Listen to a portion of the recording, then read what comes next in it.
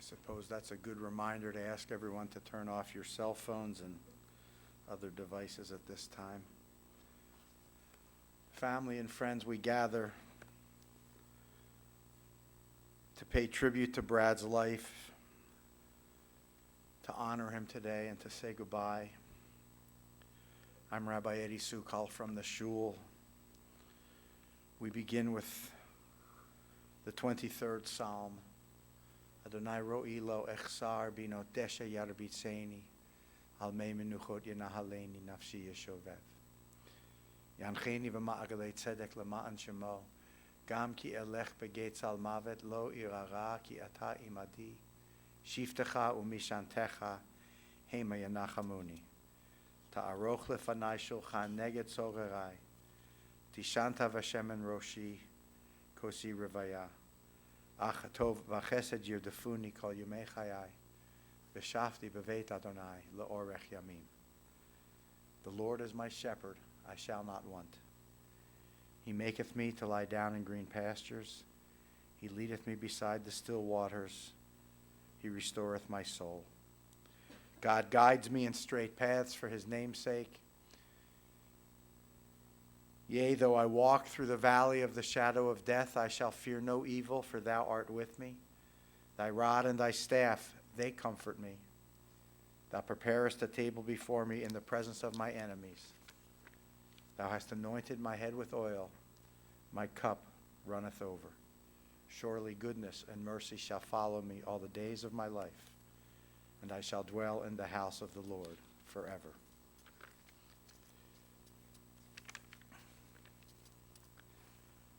Paula and Ken and Helene, we begin with that psalm to remember your beloved son and brother with the hope that those ancient words might be comforting to you. We gather with you today to embrace you, to console you. And we gather with you not only that we might offer comfort, but we call upon God on your behalf. And we ask you to feel God's presence. Even at this sad time, may you feel enveloped by God, and may this too bring you comfort. These are dark days, days of sadness and grief, of tears and wailing and lamenting. And we who have grieved understand that in your silence there is sadness, and in your tears loneliness.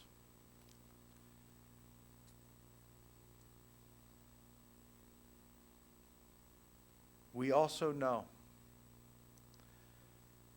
that though Brad's life was too short, the years granted him too few, he still lived a life for which we can and should be grateful. He had a love for you, his family, and for his friends, for his students. He had a love for all of you that brought you together. And that love does not end with his death. It remains in your hearts. It will live on and linger forever. And we are grateful for the gift of his love.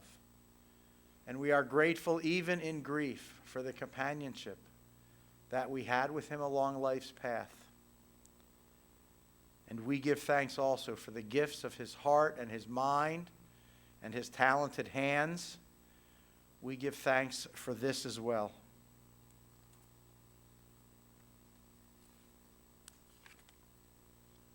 When we confront death,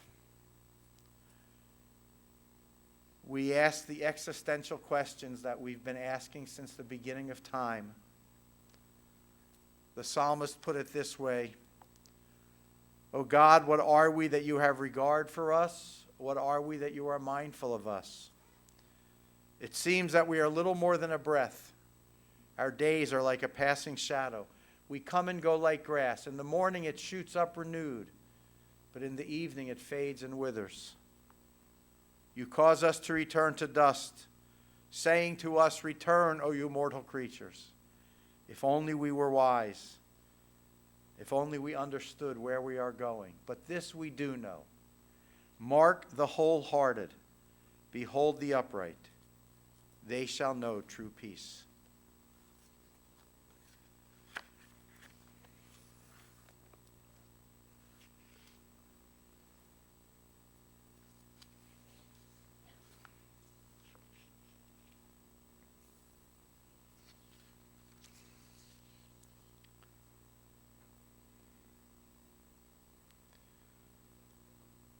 Paula, I think you said it best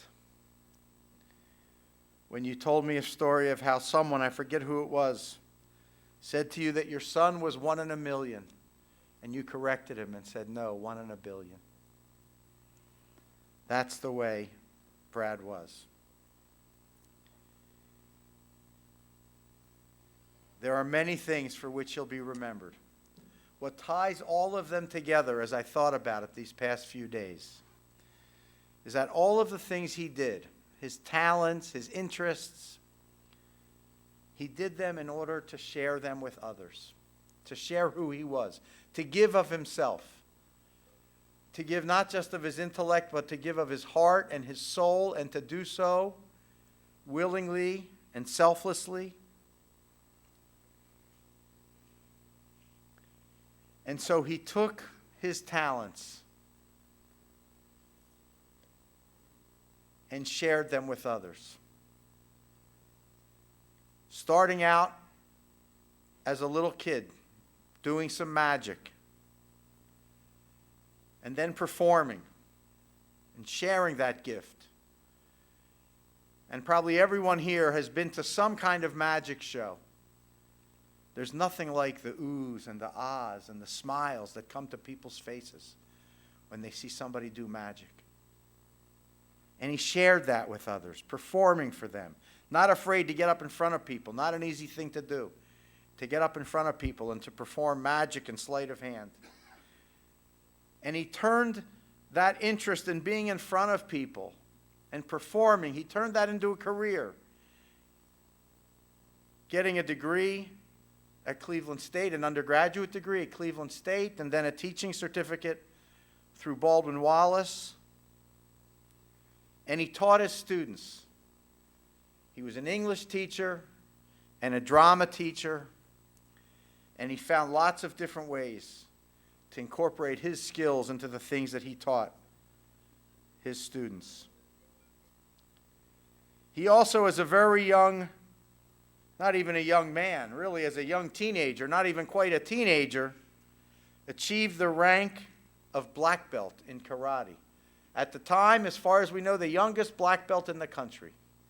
12 years old, already a black belt. And he had an uncanny ability to do vocal impersonations, like a little Rich Little. And he went to the Front Row Theater when it still existed, when he was a kid. He went to the Front Row Theater when Rich Little was performing. And he somehow got an opportunity to do a little bit for Rich Little.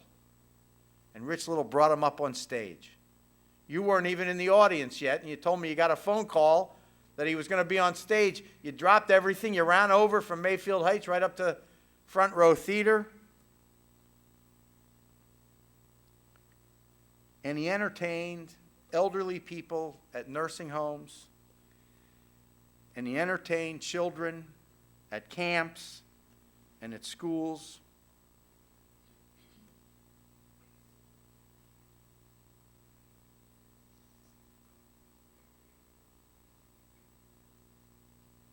He performed magic at venues and arenas and stadiums all around the area. Cleveland and Northeast Ohio and Akron, Twins Day and Twinsburg, and various rib cook-offs.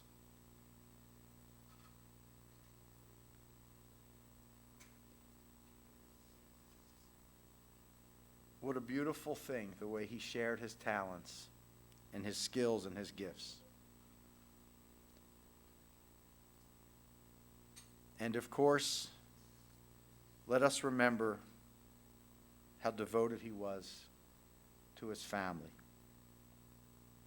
He loved all of you deeply. He had a special affection for his Aunt Jenny, who lived to be 102 years old.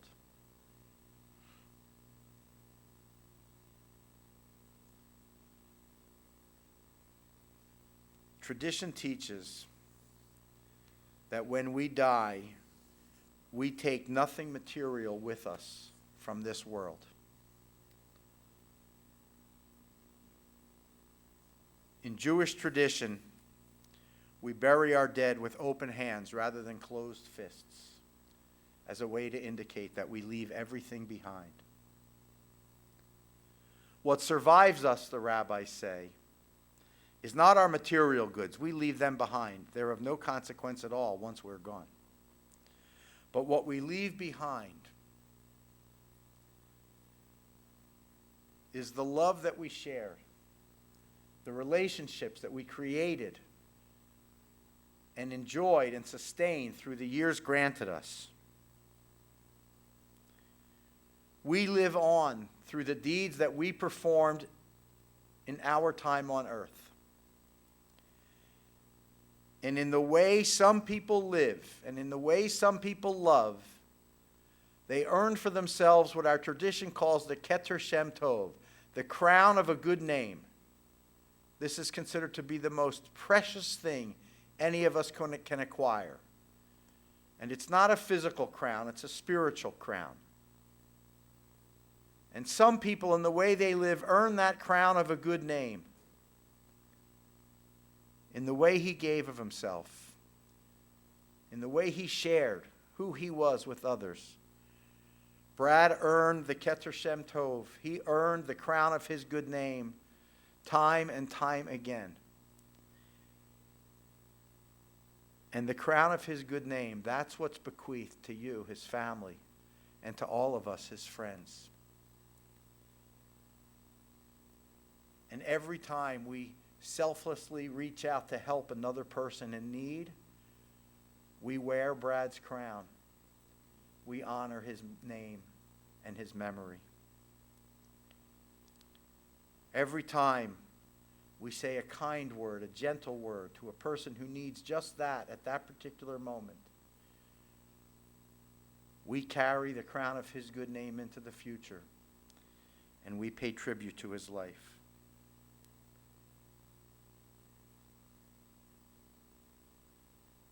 Zecher Tzadik Livracha.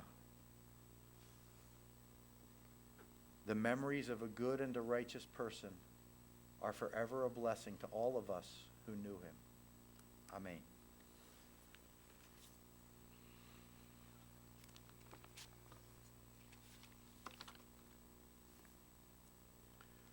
Adonai mi yagor bo'ohalecha mi yishkon bahar kodshecha.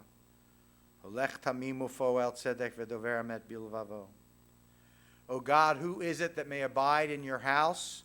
Who may dwell upon your holy mountain?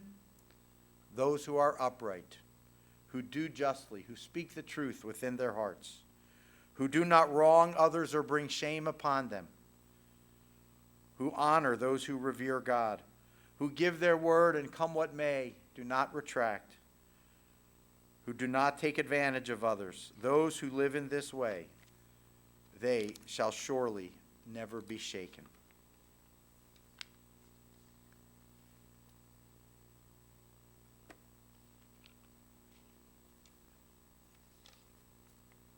Our tradition recognizes that whenever a family member dies, whenever a loved one leaves us, we will always feel like we didn't have enough time with them. This is a universal feeling.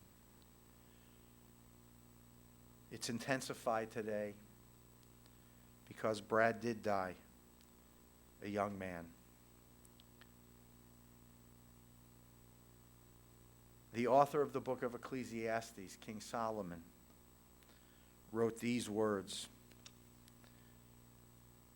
to help us cope with grief and with that feeling of not enough. For everything there is a season, a time for every experience, a time to be born and a time to die, a time to plant and a time to uproot, a time to tear down and a time to build up, a time to weep and a time to laugh, a time to grieve and a time to dance, a time to embrace and a time to refrain from embracing, a time to seek and a time to lose, a time to keep and a time to discard, a time to keep silence and a time to speak.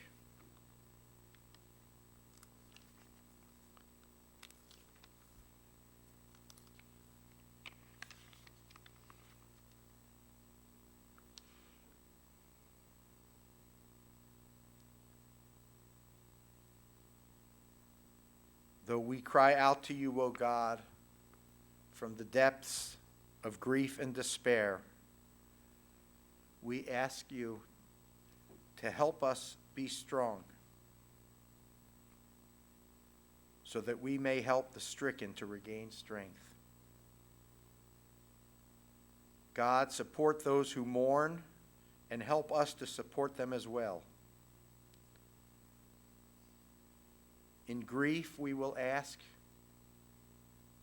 about all of the things that might have been, for joys unrealized, for tasks undone, for hopes thwarted, for challenges unmet.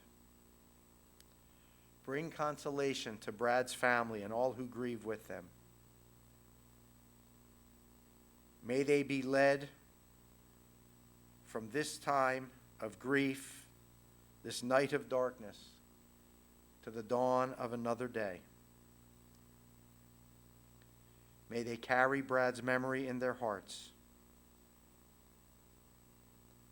And may Brad's memory live among all of us, allaying our grief, instructing us in the ways of living, and helping us to find meaning in the mystery of eternal life. God, be with us. Be with those who mourn. Teach us and comfort us.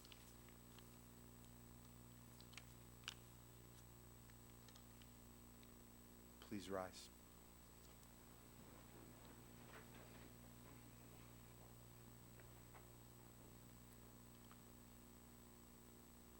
El Malay Rachamim